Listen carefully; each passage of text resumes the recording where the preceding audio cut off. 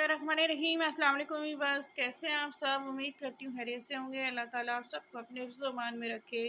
एक और नई वीडियो के साथ हाज़िर हूँ और मेरा आज का जो टॉपिक था वो था नमाज की क़ज़ा उम्री पे कि जो हमारी नमाज़ें क़ज़ा हो जाती हैं जो हम नहीं पढ़ सके, और अगर हमने उम्र में जाके नमाज शुरू कर दी है तो पीछे की जो नमाज़ें हैं या रोज़े हैं जो हम नहीं रख सके, तो हमारे दिल में खौफ़ खुदा आ गया है और हम चाहते हैं कि हमें अफ़सोस हो रहा है हमें कि हम काश हम पीछे की नमाज़ें पढ़ लेते।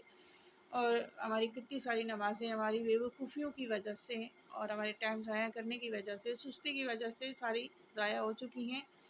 तो आप उसके लिए परेशान ना हों। नमाज को आप क़ज़ा उम्री से भी पढ़ सकते हैं। उसको पढ़ने का तरीका ये है कि आप पहले अपनी नमाज़ जो आपने शुरू की हुई है, जैसे फ़जर है, ज़ोहर, असर, मगरिब, इशा, जो आप पढ़ते हैं 5 नमाज़ें माशाल्लाह से, तो अल्लाह ताला कबूल फ़रमाए, आमीन। तो आपने जैसे फ़जर पढ़ी तो फ़जर के बाद आपने क़ज़ा उम्री की नियत करके क़ज़ा उम्री पढ़ी। इसी तरह आपने ज़ोहर के बाद ज़ोहर पढ़ी, ज़ोहर के बाद आपने क़ज़ा उम्री पढ़ी। असर के बाद पढ़ना चाहें तो असर के बाद भी पढ़ें। तो इस तरह से आप 5 नमाज़ों के साथ 5 नमाज़ें क़ज़ा उम्री की नियत से पढ़ सकते हैं, ताकि जो आपकी पिछली नमाज़ें जो क़ज़ा हो चुकी हैं और जो आप नहीं पढ़ सके तो वो आप पढ़ लें। तो वैसे तो आपको पता ही होगा कि दीन में ये हुक्म है कि नमाज़ क़ज़ा करके भी नहीं पढ़नी चाहिए कभी। नमाज़ को हमेशा टाइम पे पढ़ने का हुक्म दिया गया है और क़ज़ा ना करने का भी हुक्म दिया गया है।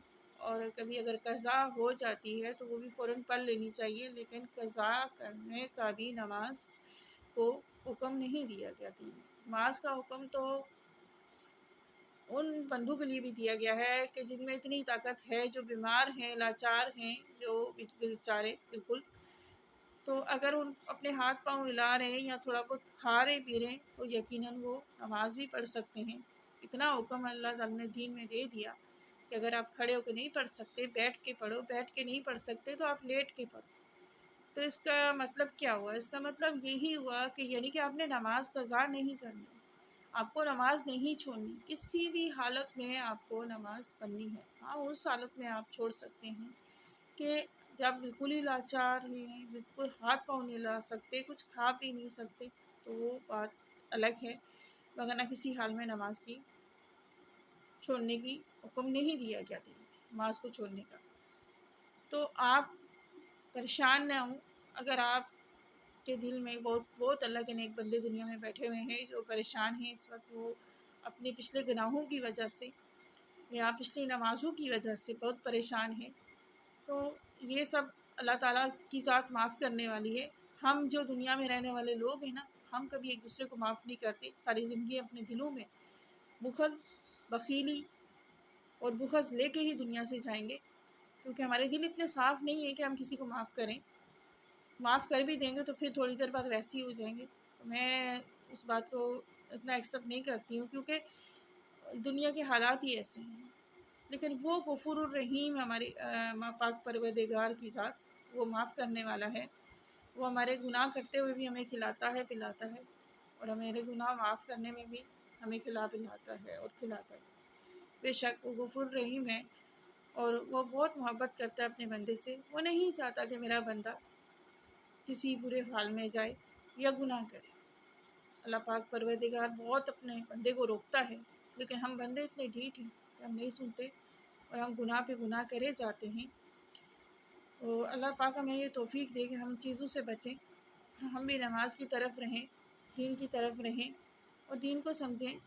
यही हर मुसलमान को हुक्म दिया गया है।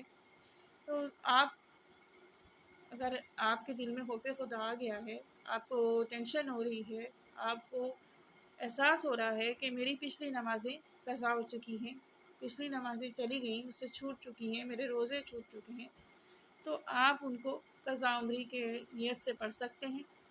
जैसे आप 5 नमाज़ें पढ़ते हैं, नमाज़ पढ़ने के बाद आप क़ज़ा उम्री की नियत करके पिछली नमाज़ को पढ़ सकते हैं। अल्लाह ताला माफ़ करने वाला है और यकीनन वो माफ़ करेगा। इसी तरह आप रोज़ों का भी कर सकते हैं, जो आपके रोज़े छूट गए हैं, जो आपने नहीं रखे, بے دھیانی میں آپ نے نہیں رکھے یا خود سے نہیں رکھے کہ آپ نے سستی کائلی میں بھوک پیاس کی وجہ سے نہیں رکھے، تو آپ رکھنا چاہتے ہیں تو آپ جیسے عام رمضان ختم ہو جاتے ہیں تو آپ عام دنوں میں رکھ سکتے ہیں۔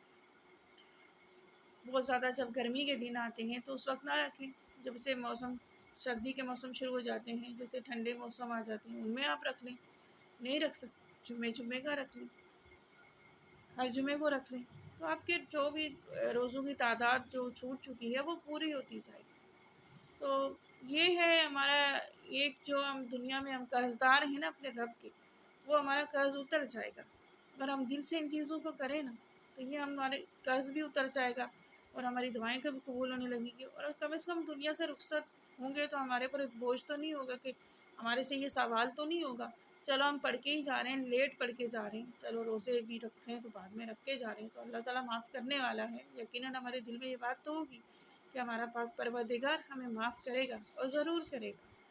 تو یہ چیزیں ہمارے دل میں ہونی چاہیے، تو کم از کم دنیا سے ہم رخصت ہوں تو سکون سے تو ہوں کہ ہماری آخرت اچھی ہوگی، کیونکہ ہم دنیا سے کوئی قرضہ نہیں لے کے جا رہے، ہم ادا تو کر کے جا رہے ہیں نا سب۔